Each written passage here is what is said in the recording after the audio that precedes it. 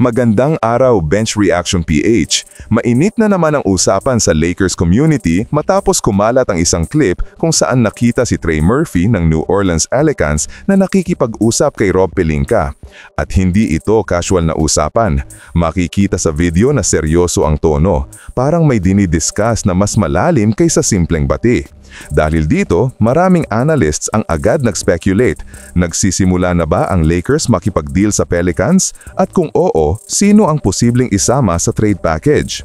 Sa ngayon, ang pinakamatunog na pangalan, Trey Murphy. Kilala siya bilang two-way wing na may elite shooting at versatility sa depensa. Eksaktong kailangan ni Luka Doncic at LeBron James para gumaan ang spacing at mabawasan ang defensive load. Kaya hindi nakapagtataka kung targeted player siya ng Lakers. Pero kung titignan natin ang sitwasyon, hindi magiging mura ang trade. Kapag Pelicans ang kausap, siguradong hihingi sila ng young piece at role players na may value. At dito pumapasok ang tatlong pangalan na lumulutang ngayon: Dalton Knecht, Maxi Kleber at Jared Vanderbilt. Dalton Knecht na may elite scoring potential. Maganda ang upside, pero kung win now ang direksyon ng Lakers, hindi imposible na gamitin siya bilang trade chip para makakuha ng proven wing tulad ni Murphy. Maxi Kleber, floor spacing big na kayang maglaro sa playoffs. Valuable sa sistema ni Luka dati, pero ngayong nasa Lakers na siya, pwedeng tingnan ng front office kung mas bagay si Murphy sa long-term plan.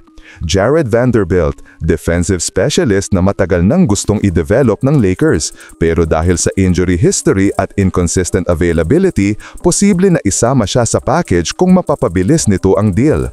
Kung pagsasamahin mo ang tatlong ito, may maayos na offer ang Lakers, isang mix ng future potential, shooting at defense. Eksaktong type ng package na pwedeng pag-isipan ng Pelicans kung willing silang i-retool.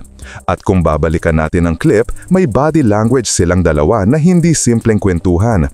Nakayuko si Pelinka, nakikinig, tapos may ilang gestures na parang may ino-offer o may nililinaw. Hindi ito confirmation ng trade, pero hindi rin typical interaction sa pagitan ng GM at player ng kabilang team, lalo na sa ganitong timing. Kung negotiation man ito o early feeler talk, malinaw ang isang bagay: gumagalaw ang Lakers. Sa laki ng pressure kay Pelinka na mag-retool agad sa paligid ni Luka at LeBron, hindi malayo na mag-attempt sila ng aggressive trade. At kung shooter na may taas, depensa at playoff experience ang target, Trey Murphy fits the bill. Pero kayo, mga ka-bench reaction, ano sa tingin ninyo?